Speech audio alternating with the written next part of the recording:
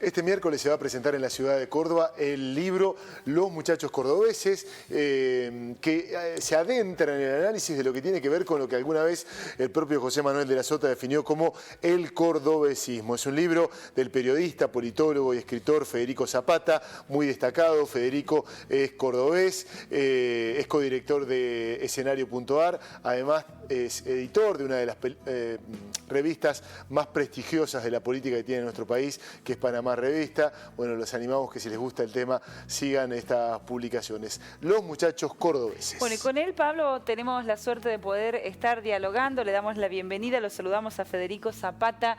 Federico, muy buenas tardes, ¿cómo estás? Bienvenido. ¿Qué tal? Buenas tardes, un gusto conversar con ustedes, muchas gracias. Gracias por tu tiempo, Federico. Bueno, en el libro planteás qué tiene para ofrecerle al país el peronismo cordobés, que como visionario que era en definitiva, de la Sota algún día dijo, es el cordobesismo, que nosotros sabemos de qué es porque nos vemos frente a frente con eso todo el tiempo, pero en el resto del país se entiende este mensaje, cómo se lo ve, impacta, no impacta.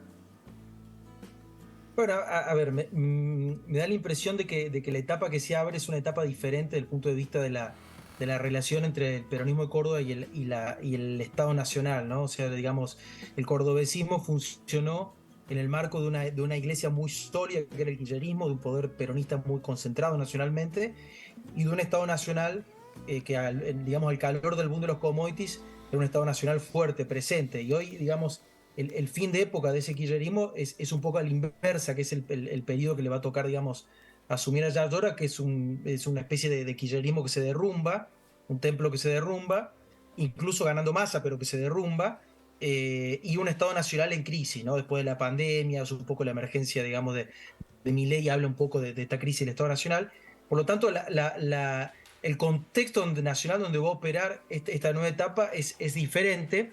Y a mí me parece digamos, que el cordobesismo, que sirvió para llegar hasta acá, como una especie de faceta defensiva, para lograr, digamos, que se pudiera incluso ganar esta elección de 2023 en el marco de múltiples peronismos que pierden las provincias, me parece que, digamos, va a necesitar ciertos ajustes para poder tener una presencia nacional, digamos, más menos particularista, menos arraigada a la identidad local y más pensada para interpelar a la nacionalidad. ¿Y tiene el peronismo cordobés una proyección nacional? A mí me parece que en este contexto va a tener naturalmente. Probablemente, digamos, si Massa no logra ganar la elección, que es uno de los escenarios, probablemente eso va a ser mucho más acelerado. Pero, digamos, me da la impresión de que ganando Kicillof, habiendo ganado Yardora y probablemente perdiendo el peronismo nacional, esas dos van a ser como las dos grandes iglesias que van a convivir de acá para adelante, probablemente en la reconstrucción de un intento de peronismo diferente, con disputas cada uno.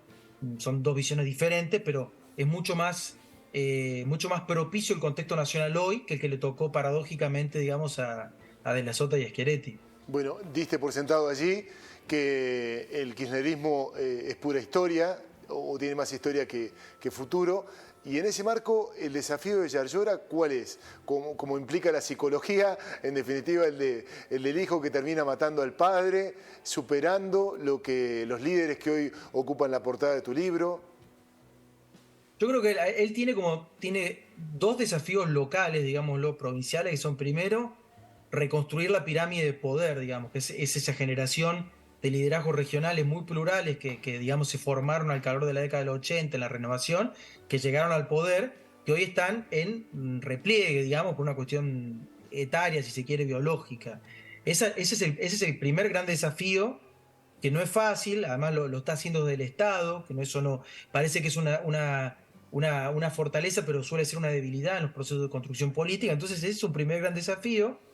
El segundo es, digamos, en el marco de una gestión como la de Schiaretti, que termina con imágenes, con volúmenes de aceptación pública muy altos, muy exitosa, digamos, poder reconstruir una narrativa propia y una serie de pilares de gestión que le permitan, digamos, dialogar con las nuevas generaciones en el marco de la sociedad digital que le toca, que es diferente a la sociedad analógica en la que funcionó tanto el delasotismo como el schiarettismo. Y del punto de vista nacional, bueno, precisamente lo que decíamos, ¿no? Es como con las características de este peronismo, digamos, salmón, contracorriente a nivel nacional, Claro. lograr intentar colonizar geografías que le han resultado muy adversas al peronismo de Córdoba, como son, por ejemplo, la provincia de Buenos Aires, pero bueno, pero no solamente, ¿no? Ese es como un desafío más, digamos, puertas afuera, va a tener como varias transiciones funcionando en paralelo que le van a exigir a él mucha inteligencia, mucha necesidad de rodearse de equipos muy sólidos, mucha generosidad, digamos, en la construcción para poder avanzar. Me parece a mí, no tanto ya en una batalla contra el kirchnerismo, porque se está como desplomando, pero sí, digamos, en la construcción de una especie de post-kirchnerismo, que le permite incluso funcionar como ambulancia de sectores que han tenido algún diálogo con el Frente de Todos en este periodo, pero que van a necesitar una nueva cobertura. Y hay una fractura dentro del cordobesismo respecto de la posición con el gobierno nacional, porque vemos, por ejemplo, lo que es el comportamiento y cómo se maneja Natalia de la Sota, que vota distinto respecto de su bloque en el Congreso de la Nación, que se ha mostrado abiertamente acompañando al actual presidente Alberto Fernández. Digo, ¿hay también una reconfiguración interna? No me parece una reconfiguración, me parece que son movimientos que se dan en el marco de esta especie de, digamos, de movimiento de las placas tectónicas. Entonces, hay algún sector dentro del peronismo cordobés que, digamos, tendrá una valoración sobre alguna posibilidad hipotética de que Massa logre entrar a un balotaje y efectivamente ganar la Milei, y me parece que están jugando como ese reacomodamiento. Por supuesto que el escenario, si Massa gana, es completamente diferente, y bueno, y están jugando esa carta, ¿no? Pero me parece que son, en caso de que esto no se produzca, digamos, y el peronismo sufra una derrota nacional, a nivel nacional, el peronismo kirchnerista, que hoy es el que gobierna y en el que está Massa metido, me da la impresión de que esos son sectores que se van a volver a recomponer al interior de un movimiento que lo va a tener como referente natural a partir del 10 de diciembre a Martín Yarlora. Hay una parte identitaria a nivel discursivo, fundamentalmente, del discurso de la Sota, de Schiaretti, que tiene que ver con lo federal, una mirada federal de reclamo del interior, los intereses de la provincia, la distribución de subsidios y todo lo que ya sabemos, las retenciones. ¿Es impermeable el poder central a este reclamo? ¿Cómo se puede llegar a marcar en el futuro? ¿Parece imposible que tengan en cuenta esto? Lo que pasa es que cuando uno se pregunta por dónde queda la grieta, dónde queda la geografía de ese concepto que marcó la política de los últimos 10 años, en el fondo queda en el AMBA, porque es una especie de partido de la Ciudad de Buenos Aires, con proyección nacional, que ha sido juntos, digamos, pero el liderazgo está en la Ciudad de Buenos Aires, por eso las peleas por la Ciudad de Buenos Aires, y por otro lado una especie de partido del conurbano bonaerense, que es lo que termina siendo en la fase final el kirchnerismo. Entonces, digamos, la elección, por ejemplo, de Milei a nivel nacional, por fuera de esa geografía, tiene un poco que ver con esta especie, digamos, de poder nacional que se recuesta sobre una geografía a expensas, digamos, del resto del país.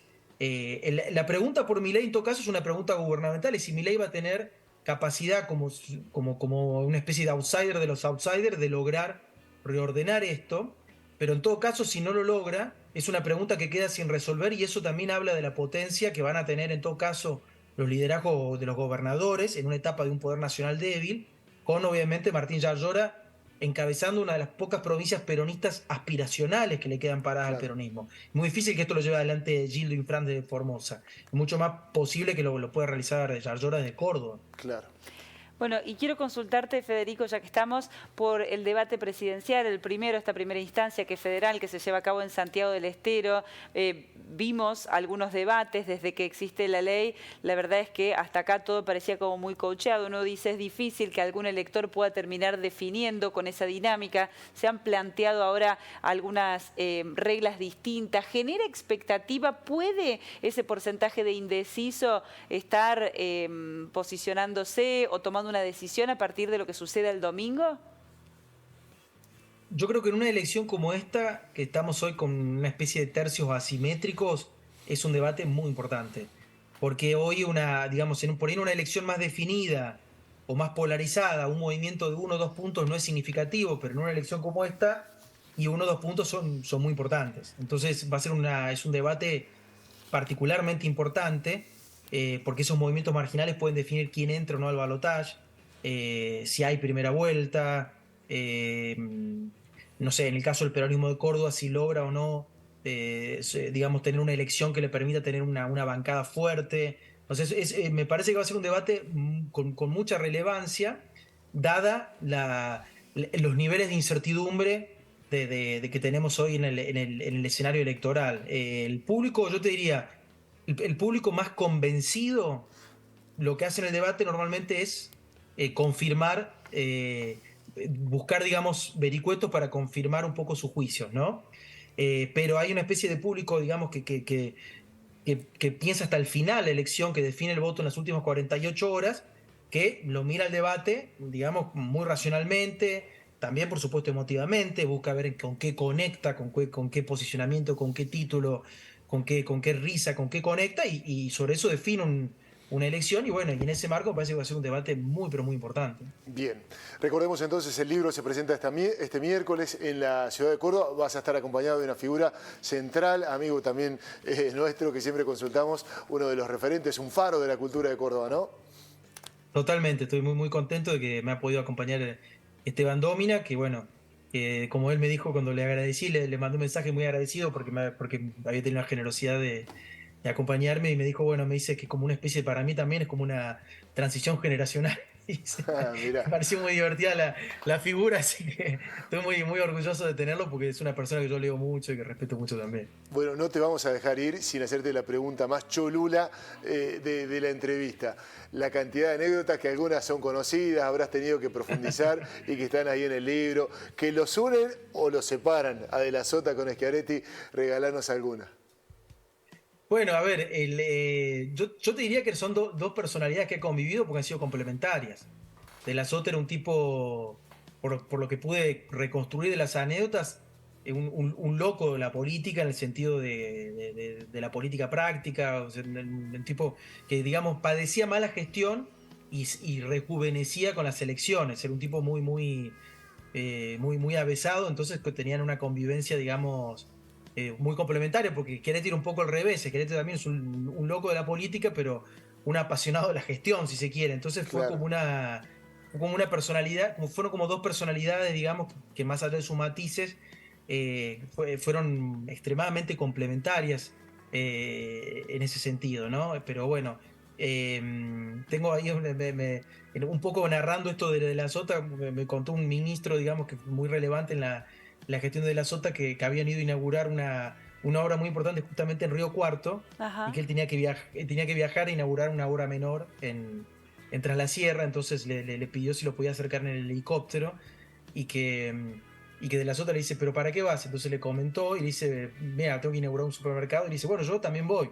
Y que De la Sota se quedó toda la tarde ahí dando vueltas cuando tenía, digamos, un tipo muy, muy apasionado por la actividad, y uno cuando recorre los actos de Juan es un poco de Schiaretti, es un poco diferente, es un tipo, digamos, que si el acto arranca a las 10 menos 10 tiene que estar, tiene que programarse todo, digamos, con personalidades muy diferentes, pero que bueno, supieron convivir y complementarse y encontrar las fortalezas y las debilidades de cada uno y neutralizar las debilidades de cada uno para que el proyecto, digamos, funcionara exitosamente y haya logrado, digamos, te diría, en el marco de cómo se están dando las elecciones a nivel nacional, pero el peronismo, casi una hazaña que es haber ganado, digamos, ¿no? Claro. Sí, claro, sí, claro. Federico, es tan interesante, recomendamos que lean tu libro, Los Muchachos Cordobeses. Gracias por tu tiempo. Muchísimas gracias, No, Federico. por favor. Un saludo muy amable. grande, abrazo a todos. Un abrazo.